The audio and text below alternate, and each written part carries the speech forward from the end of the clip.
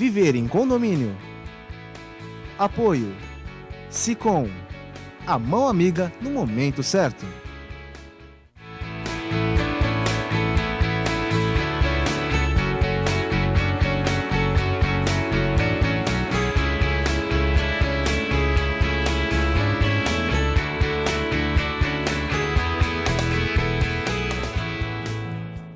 Olá, meus amigos, estamos iniciando mais um programa Viver em Condomínio aqui na TV Com, canal 11 da NET. Muito obrigado pelo seu prestígio, pela sua participação.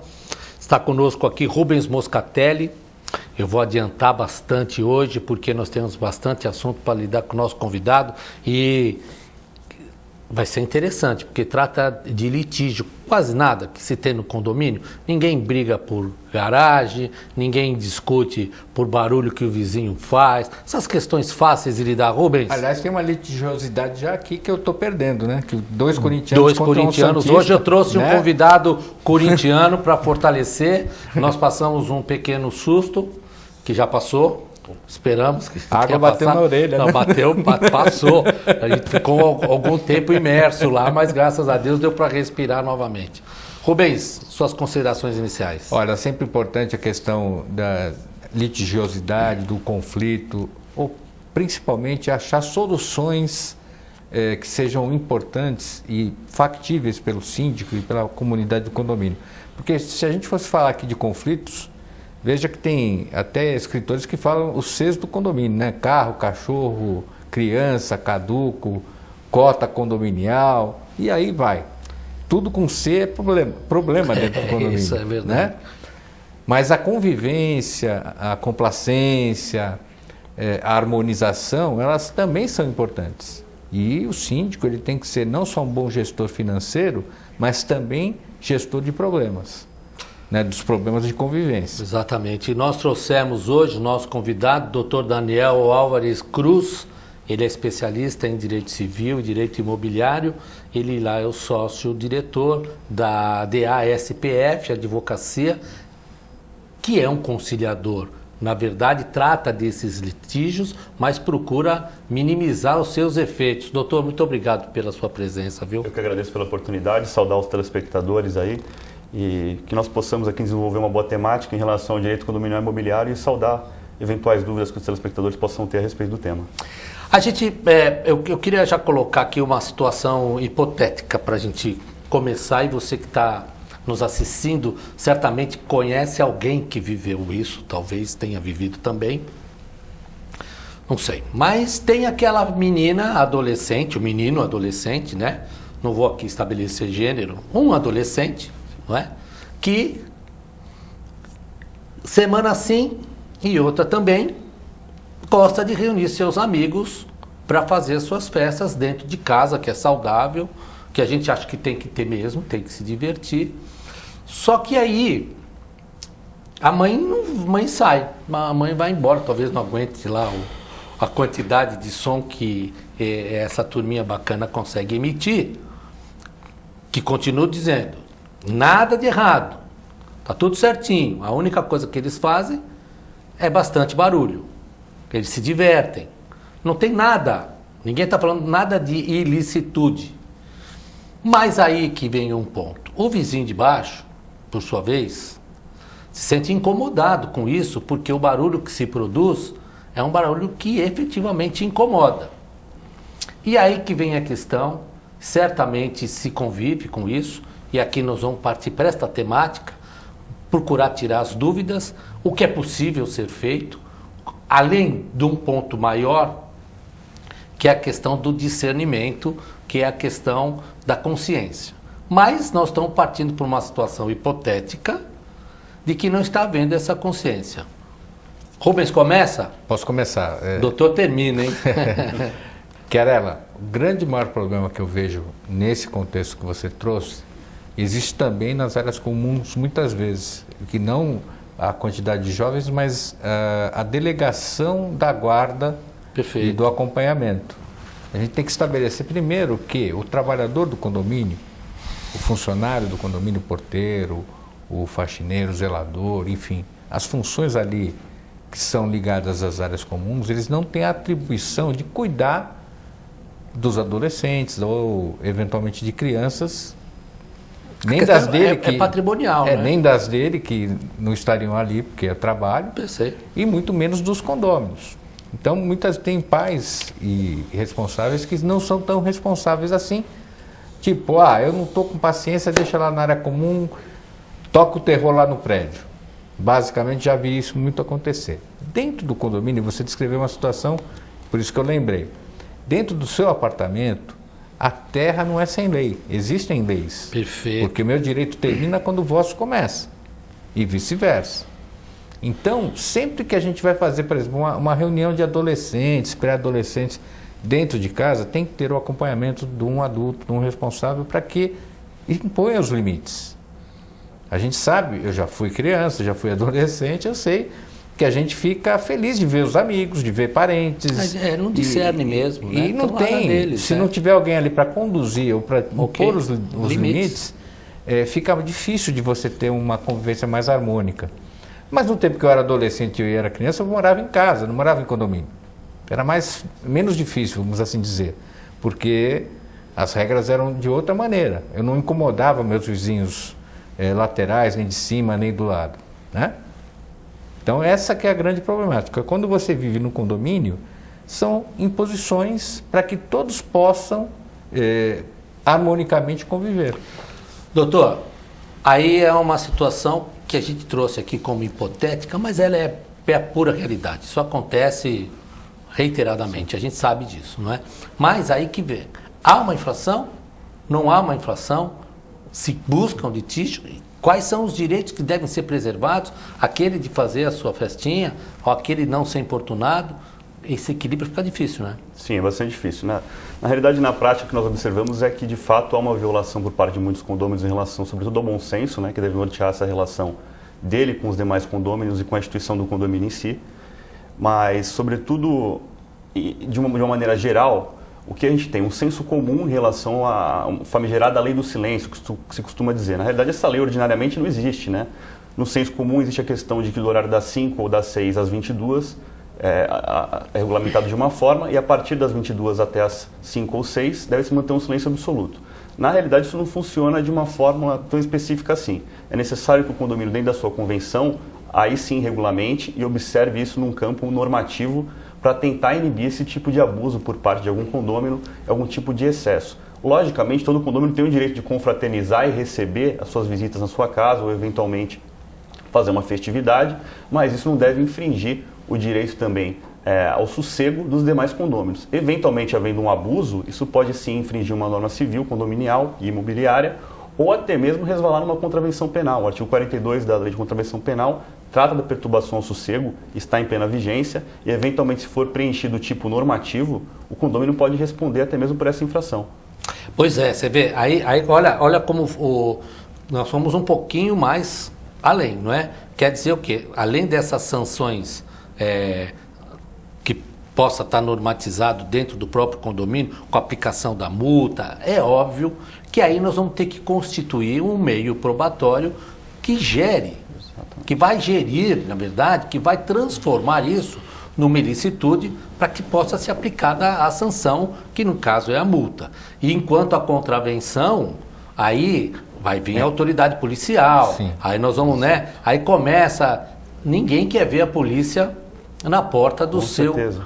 E aí que o doutor Daniel colocou muito bem, né? Como é que vão ficar essas relações posteriormente? E aí eu trago uma nova indagação. Como, de fato, constatar essa ilicitude de comportamento para que possa gerar tanto essa sanção na esfera civil e contra uma contravenção, aquilo que o cara vai, que na verdade nem é contravenção, que o cara vai ser imputado como um ato, não é, ilícito, que vai gerar uma sanção penal. Olha, tem vários caminhos aí que tem que ser percorridos, né? Primeiro, realmente, como você disse, fazer a prova. Pois é. Né? Mas até antes disso, você tem que ter o senso comum e a verificação do fato em si. Se esporadicamente acontecer um deslize, será que eu tenho que aplicar todas as regras, vou gravar, vou acionar lá... O síndico não tem fé pública, né? Então, tem esse lado. Ele não tem. Mas tem o aspecto que eu sempre falo da conciliação. Se eu já sei lá que o apartamento, determinado apartamento, tem lá O zero e esse bezeiro tipo lá, de comportamento, que não só aquele vizinho que é hoje vizinho de porta, ou de cima ou de baixo, mas outros já reclamaram, o que eu vou fazer? Eu vou eventualmente chamar... Porque se perturbar, não perturba só o de baixo, né? Sim, depende da situação, né? Mas assim, eu vou chamar os interessados, vou fazer uma reunião para chegar no ponto comum. Ok. É o primeiro ponto. Tentar a conciliação no primeiro momento. Mas antes de fazer isso também eu tenho que ver como é que está o meu regulamento interno. Porque às vezes eu penso lá, não, eu já vi regulamento interno dizendo o seguinte: no caso de perturbação de sossego se aplicará a lei municipal, tal. Mas você acabou de dizer que o síndico não tem fé pública. Ele também não é fiscal da prefeitura. Pois é, pô. Exato. Ele não tem nenhuma condição de aplicar aquela multa lá, prevista na lei municipal. Quem tem que aplicar é a municipalidade. E a municipalidade não tem condição de estar em todos os locais ao mesmo tempo. Então, provavelmente vai ficar aquela denúncia feita à municipalidade, que não vai ser Aí você imagina você denunciar, vir lá, medir os decibéis para poder aplicar a multa. Não, e aí vai acontecer coisa pior ainda, né? Porque a lentidão desse processo todo vai levar a uma desconsideração daqui a pouco. Tanto o condômino como o outro vão estar brigando entre si. E quem era adolescente já casou, já foi embora já do tem prédio. Até filhos e netos, exatamente. Né? Pois não, Rubens? Não, é só dizer que primeiro tirar essas aparas todas, quer dizer, o síndico não é xerife, não é fiscal da prefeitura e também não é pessoa com a fé pública. Então ela tem que estar municiada de provas, evidências que demonstrem que um determinado apartamento está descumprindo essas regras. Como ele vai fazer isso é mais difícil, porque depende do tipo de comportamento. O doutor caminha na mesma ideia? Com certeza. Eu acredito que na realidade, como na prática nós visualizamos, é importante sempre buscar um consenso, tentar compor a situação eventualmente conversando e havendo uma reincidência, se utilizar de instrumentos jurídicos que possam coibir esse tipo de medida, como uma notificação eventualmente ou algo nesse sentido. E caso prossiga esse tipo de situação, tentar instrumentalizar um processo, aí eventualmente com gravações, lógico que não invadindo a privacidade alheia. Perfeito. Mas se a perturbação for na área comum do edifício, há instrumentos para se registrar isso, através de uma gravação ou até mesmo através de uma prova testemunhal. Porque os demais condôminos acabam se consolidando com essa situação, né? Costumam perturbar todos. Imagem não e tudo mais. Com certeza. É lamentável chegar nesse ponto, mas muitas vezes é inevitável. Então, né? mas hoje a gente tem visto, né? Esses condomínios de várias torres, aquilo é uma cidade, a gente precisa tomar um grande cuidado. Eu vou ter que fazer um intervalinho comercial agora. Na volta, nós vamos falar de casos curiosos aqui que ambos já viveram e quais foram os desfechos. Daqui a pouco a gente volta.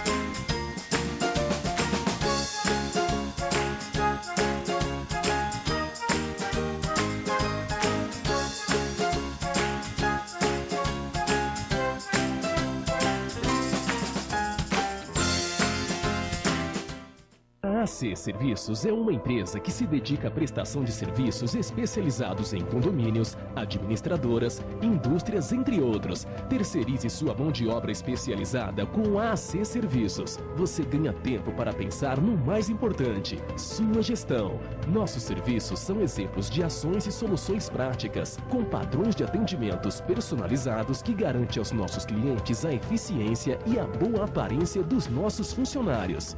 AC Serviços. Telefone 3324-3057. Quem leva vantagem, quem leva comissão, quem leva propina, leva muito mais do que isso. Leva embora a dignidade, a honestidade, a cidadania. Leva embora o futuro do Brasil. Leva tudo. E você não vai fazer nada? Corrupção. Não leve, não aceite, denuncie.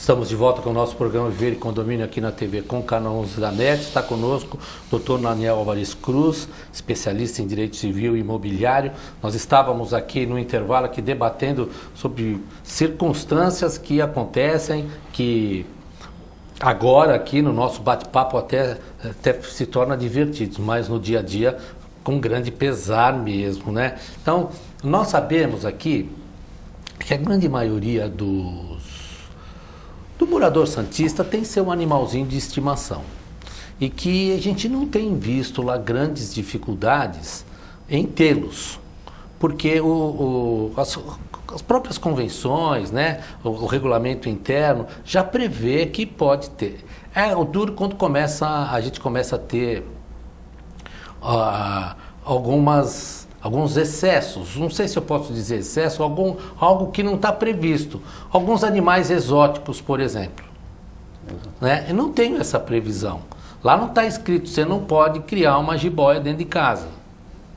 Teve caso assim já, né, Rubens? Olha, aqui em Santos, alguns anos atrás... Não sei se é jiboia, mas eu dei uma então. Era uma jiboia. Era uma jiboia mesmo. E aconteceu o mesmo fato em Brasília recentemente. Então. Mas aqui de Santos foi muito interessante que começou a sumir pombo, rato, isso sumiu tudo. Ajudou. Só que por aí um começou lado. a desaparecer também gato e aí já começa pequenos a complicar, animais.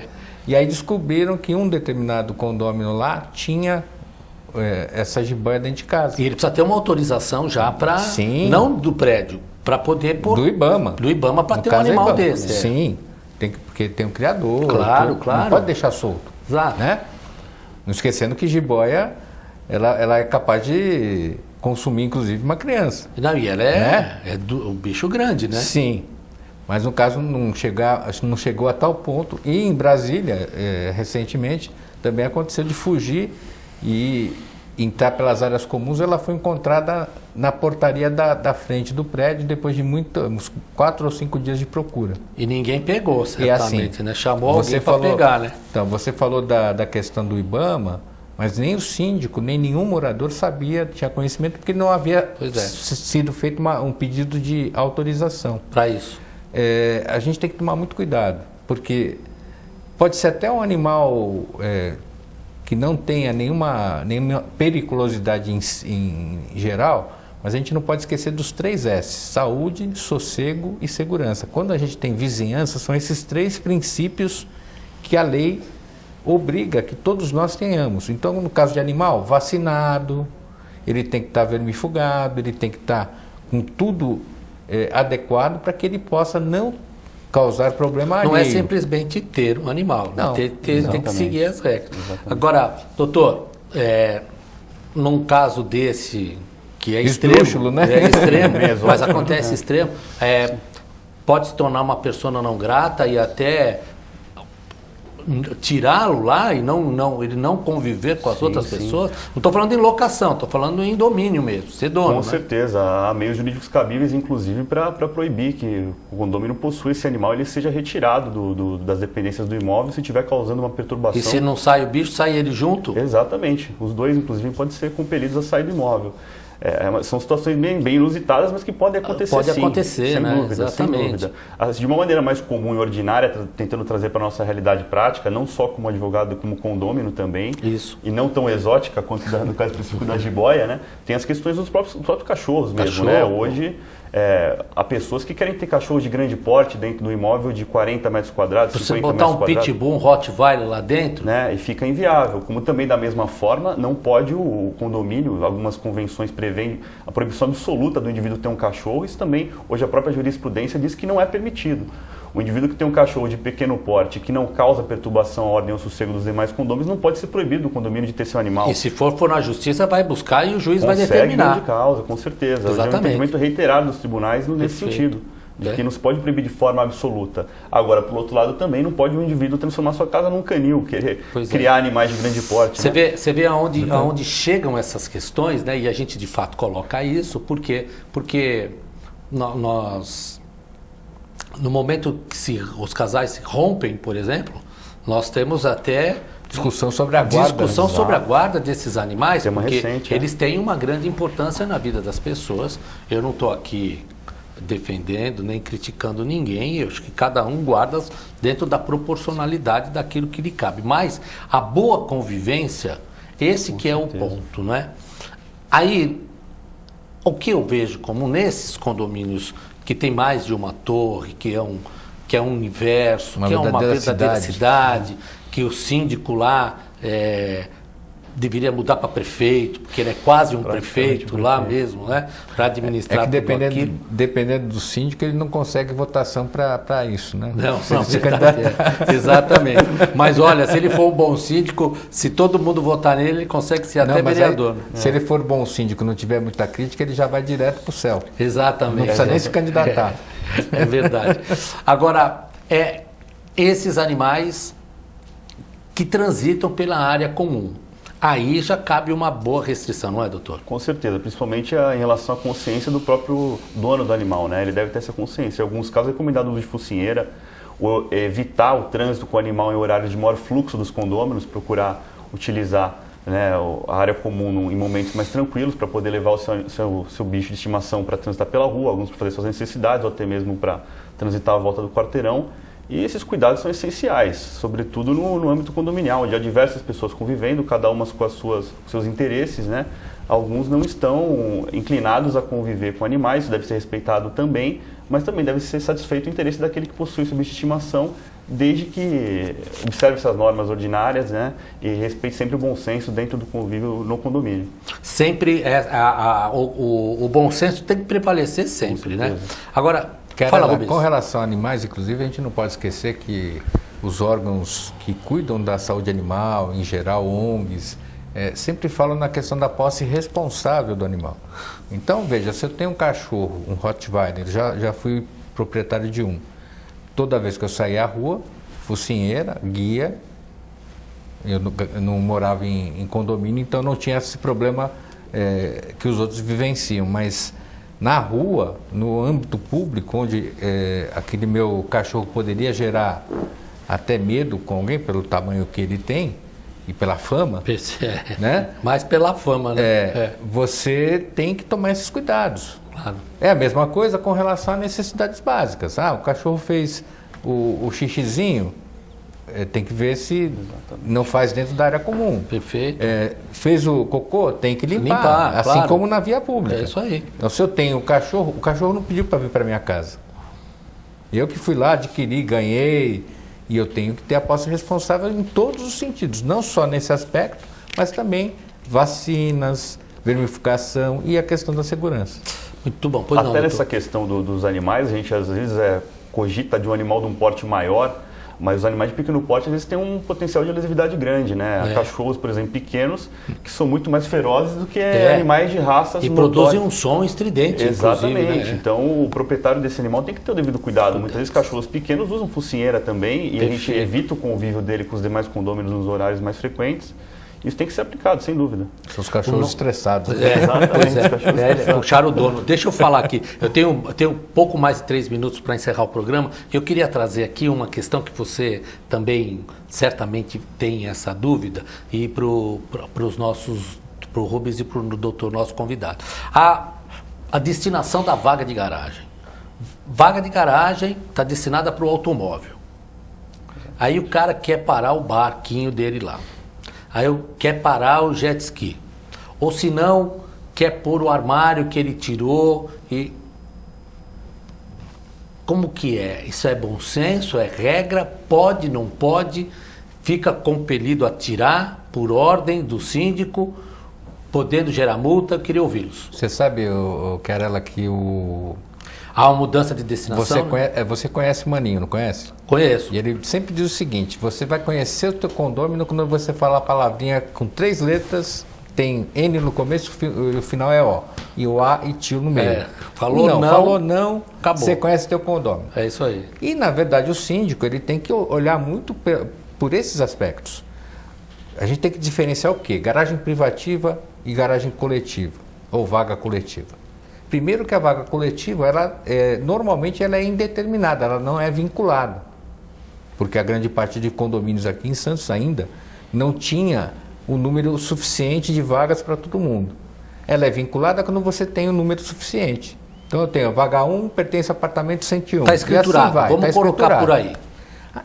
Mesmo assim, na garagem privativa também é escriturada, mas assim, ela é separada da unidade. Eu tenho uma matrícula Sim. para aquela garagem e outra matrícula para o apartamento ou para o conjunto. Muito bem.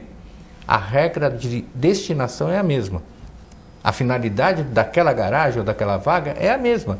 É ocupação por auto, ou bicicleta não pode. Eu tenho que colocar o quê? Veículo automotor. Ou é motocicleta, ou é um veículo, carro, um exato. carro. É. Não posso colocar um micro-ônibus, não posso colocar uma lancha. Agora, a carretinha pode. Por quê? Porque ela tem licenciamento. Tá certo, entendi. A carretinha. Não jet ski com a lancha. Então, Não e se, posso. se foi a carretinha, o jet ski está em cima? Então Aí é uma complica, questão de Você discussão. vai começar né? a discutir, não É. é? O que o doutor acha? Isso, sem dúvida, pode levar a uma complexidade bem grande. Eu acho que, na realidade, como você bem disse, é a questão do desvirtuamento da destinação Destinação. daquela vaga, né? É A assim vaga- que a justiça tem entendido. Exatamente. Que, para que ela foi destinada, né? É óbvio, ela tem uma essência, ela tem uma destinação específica. A partir do momento que aquilo ali é transigido, é distorcido, cabe várias medidas a respeito, inclusive para coibir que isso aconteça de uma forma reiterada. É. Porque muitos transformam a vaga de garagem numa extensão do seu imóvel, Pois né? é. Isso pois é inadmissível. Agora, quando a garagem é fechada, Mesmo assim, né? então, mas aí ninguém entra naquela garagem. Tá, baixou a porta, Mas imagina uma situação seguinte, Querela, e a gente tem que tomar esse cuidado. Eu sei que internamente, dentro da minha casa, você não vai dizer Sim, onde é que fica claro. a geladeira e o fogão. claro, Né? perfeito. Mas na garagem privativa, você faz um estoque lá de produtos inflamáveis. Não, aí certamente. Então, Sim. aí não Algum odor, pode. por exemplo, coisa que possa espelhar algum Pois tipo é. de odor, né? Pois é, Né? então. A gente tem que tomar esses cuidados, Mas aí, porque aí é não só desvio do uso, mas Perfeito. também é levar a risco. Mas se eu colocar com certeza. por exemplo, um jet ski dentro de uma carreta numa fechada, eu não estou Você atrapalhando não está ninguém. incomodando ninguém. E Sim. se É eu bom quiser- senso aí. Isso, colocar lá um fogão que eu não uso mais, ninguém vai reclamar isso. O que vai reclamar é eu entrar pela garagem e ver lá no cantinho onde era para ter um Até automóvel. porque esteticamente é É, agressivo, a pessoa vê algo que exatamente. foge do padrão ali, né? E tem uma coisa que acontece muito quem tem garagem privativa. Ocupa tanto lá a garagem privativa com coisas que não são Que não veículos, cabe o carro. que o carro fica na É frente. verdade. Isso E aí não você pode. está invadindo a área comum. Ok, perfeito. Então tem que tomar esse Puxa cuidado. vida, nosso programa foi muito rápido, não é? Verdade. E o assunto estava começando a ficar bom, mas nós vamos trazê-lo de volta. Rubens Moscatelli, suas considerações finais? Olha, sempre importante a gente debater assuntos condominiais também aqui no nosso programa e hoje não foi diferente. Espero que você tenha aproveitado. Até a próxima. Trouxemos o Dr. Daniel Alvarez Cruz, especialista em direito civil e imobiliário. Ele é o sócio proprietário da DASPF, Advocacia. Muito obrigado por ter vindo, suas considerações finais. Obrigado, Carela, agradeço a oportunidade, também agradecer o Rubens também pela conversa de elevado nível. Eu estou sempre à disposição, numa próxima oportunidade, para trazer esses temas que são de interesse de toda a população, dos condôminos de modo geral. Já fica de antemão convidado, nós vamos trazê-lo de volta, porque ainda faltou bastante assunto para a Convidado gente e previamente intimado. E intimado, exatamente, sai do programa intimado, Sim. tá bom? Devidamente. Você que nos assiste, muito obrigado pela sua companhia, nos permitir entrar na sua casa e continue com a programação da TV Com. Nós nos veremos na próxima oportunidade. Fiquem com Deus.